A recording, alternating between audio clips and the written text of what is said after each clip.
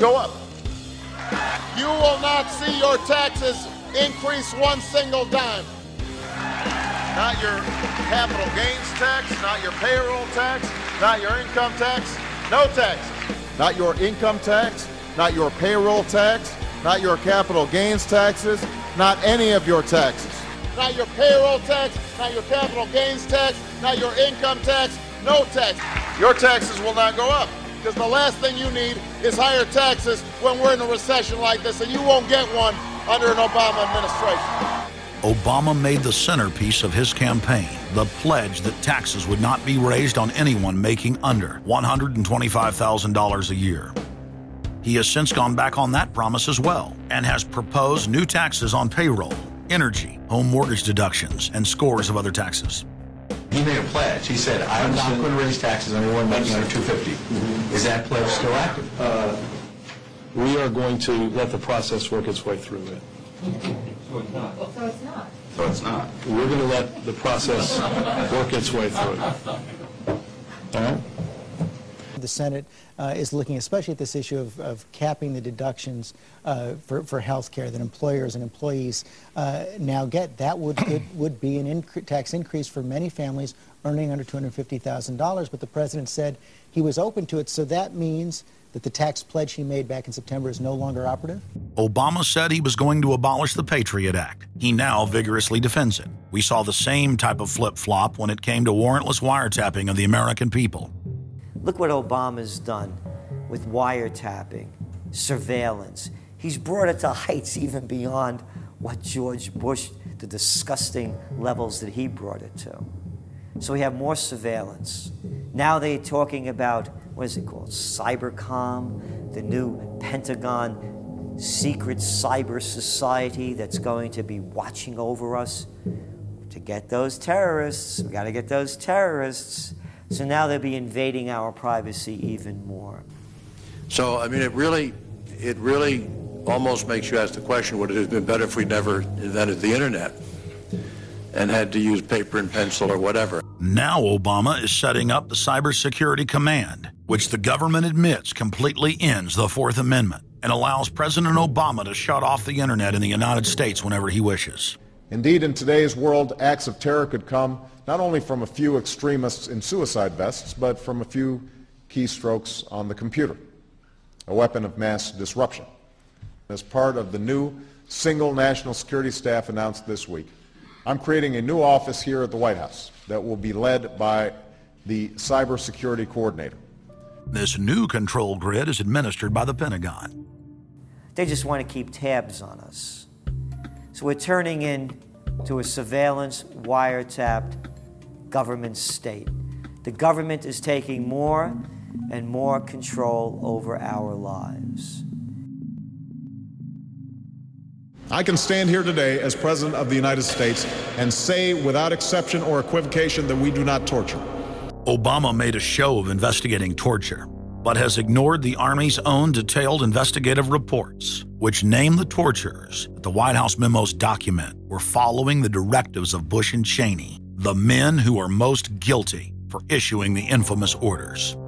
Some low-level soldiers have been prosecuted for their role at Abu Ghraib, but no senior officer has been held accountable in any of these cases to date. Heidi? I know that these debates lead directly, in some cases, to a call for fuller accounting, perhaps through an independent commission. Now, I've opposed the creation of such a commission. Next, Obama expanded Bush's doctrine of indefinite detention of foreigners without trial to holding citizens without evidence indefinitely, without ever even committing a crime. President Obama today proposed something new, something called prolonged detention. Pre-crime is where people are arrested and incarcerated to prevent crimes that they have not yet committed. Barack H. Obama, who ran as an anti-war candidate, has continued the war in Iraq, massively expanded the war in Afghanistan, and unleashed a new conflict in Pakistan.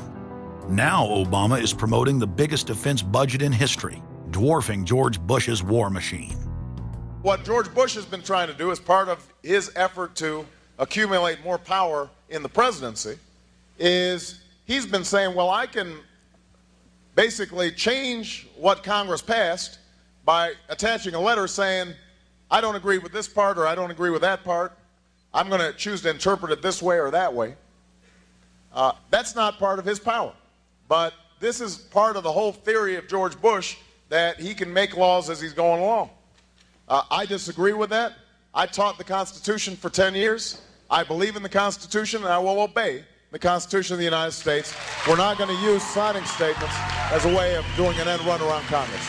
All right? Obama guaranteed that once president, he would stop the unconstitutional practice of issuing signing statements, through which the executive branch illegally usurps the legislative power of Congress.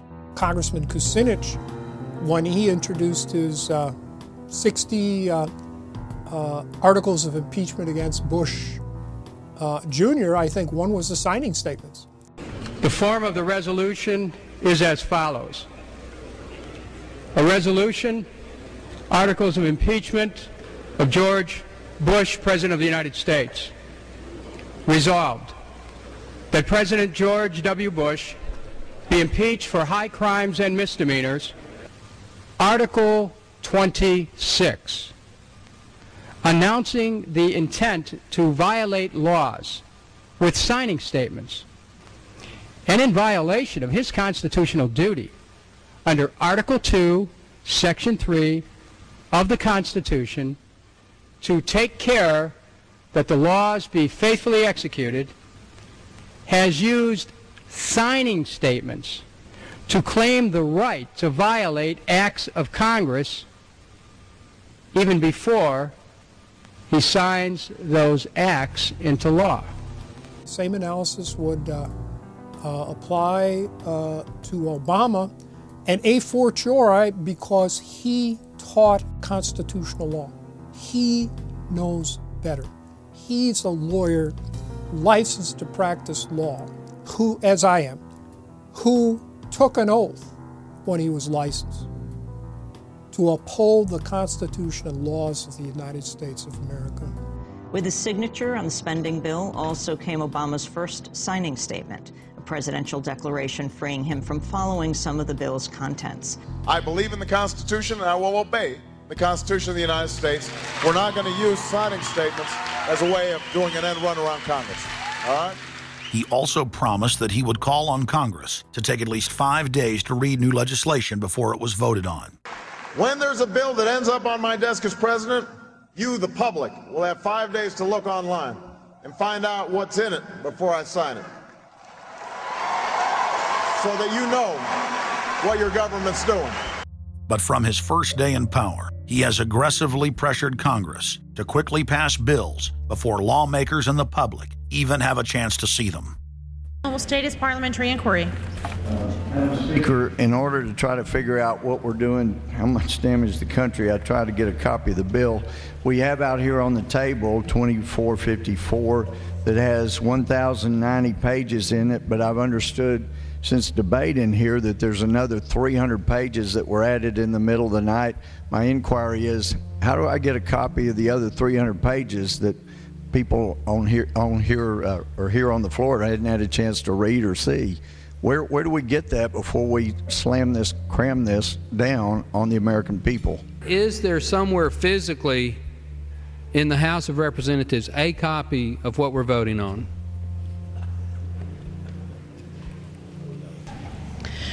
The gentleman has not stated a parliamentary inquiry that the chair can answer. Mr. Speaker, I have to say that I am outraged. Here we are getting ready to vote on a piece of legislation, and we haven't even seen 300 pieces of this legislation. No one can even find the bill or even knows where it's at.